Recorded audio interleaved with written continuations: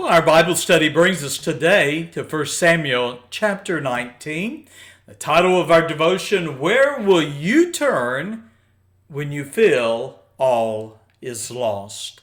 1 Samuel chapter 19, I do invite you to turn in your Bible there. Now, a little background. David's fame as a warrior inspired Israel. And yet the people's affection for David and the praise of the women who applauded his successes incensed the king. As David's popularity increased, so did the king's anxieties, and we read that Saul became more afraid of David, verse 29 of 18, and was his enemy continually.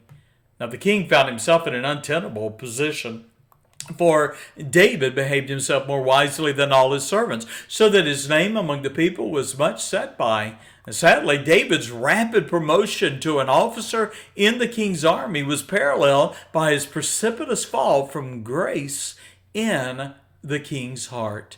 Now that brings us to 1 Samuel chapter 19. Now, I want you to consider with me verses 1 through 6, which is a record of Jonathan's intercession for David with the king, Jonathan being the son of the king. Now, King Saul, we know, would not be content until David was slain. The king's murderous thoughts towards David were no secret in the palace, for even in chapter 19 and verse 1, he had spake to Jonathan his son and to all his servants that they should kill David. And yet, despite his father's threats, Jonathan's friendship with David was undeterred in verse 2. Perhaps evidencing some naivety regarding his father's character, Jonathan hoped he might dissuade his father's murderous spirit. Prudently, he encouraged David to distance himself from the king's court in hopes of seeing him restored to the king's graces in verse 2 and 3.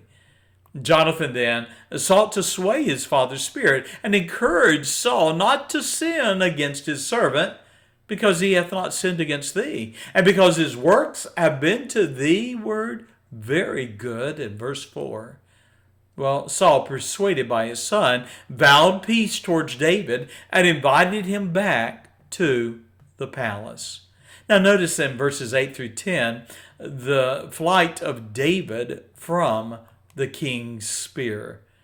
Now, it appeared that Saul's spirit was changed towards David, however, until his successes on the battlefield once again stirred and provoked within the king envy.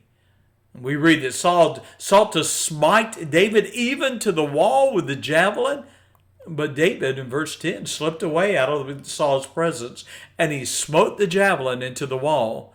David fled and escaped that night. Now, in verse 11 through 17, we have the intervention of Michal, David's wife, the son of King Saul, who saved her husband.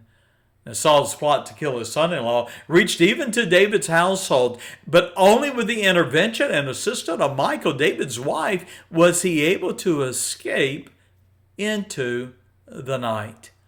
Well, we read in verses 18 through 24 that David fled to the prophet Samuel for protection. So David's flight took him to Ramah, the prophet Samuel's hometown, in verse 18, and chapter 19 and verse 18. And there he confided to the elderly prophet, we read in verse 18, all that Saul had done to him. David and Samuel then, we read, went and dwelt in Naioth, which is believed to have been a compound near Ramah where prophets dwelled. Nevertheless, Saul was undeterred by David's flight, and we read that he sent messengers, that is, special envoys of the king, to pursue David. The king's men then came upon a company of prophets with Samuel as their leader, and we read, and the Spirit of God was upon the messengers of Saul in verse 20, and they also prophesied. Well, Saul then sent a second and then a third group of messengers, and each of those groups began to prophesy with the prophets in verse 21. And finally, no doubt frustrated by the failures of those he had sent, Saul went to Ramah himself, and he asked in verse 22, where are Samuel and David? And Saul continued his journey to Naioth in Ramah. And like the men he had sent before him, we read now in verse 23 that Saul also came under the power of the Spirit of God. And we read that he stripped off his clothes, most likely those are the outer robes of his royalty.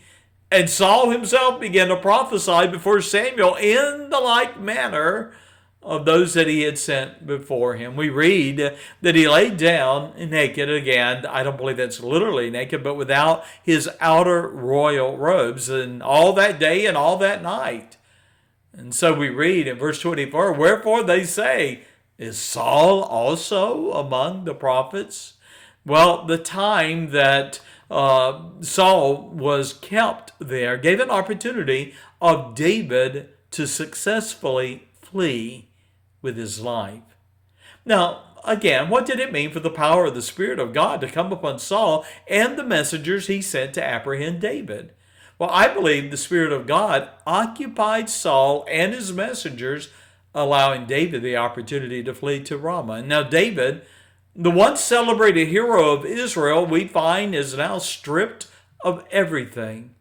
He became a fugitive. He lost his position as an officer in the king's army. His flight from Saul took him from his wife, and he found himself alone in the wilderness. And though he would seek the counsel and intervention of his friend Jonathan, in chapter 20, we know that too would fail. Well, here's a lesson. When David lost every earthly security, he turned to the one place that never failed him, and that is to the Lord. And so I ask you, where is it that you turn in difficult times? According to Isaiah chapter 41 and verse 10, the Lord is always waiting, observing, perpetually awake, the protector of his people. Turn to the Lord would be my urge for you. God bless you. Thank you for being a part of the Heart of the Shepherd devotion as we continue our study of the life of David. God bless and bye-bye.